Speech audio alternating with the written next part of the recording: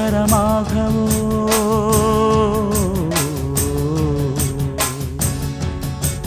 நீழ்குழல் மீதினில் ஆடவோ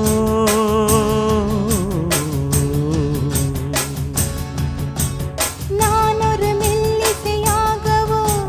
நாளும் உன்னாவினில் ஆடவோ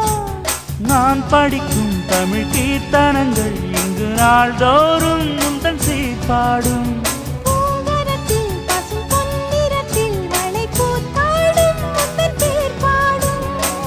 கோலம் மழை நீர் கோலம் அல்ல நான் காணும் இந்த ஊர்கோலம் மலை கோயில் வாசலில்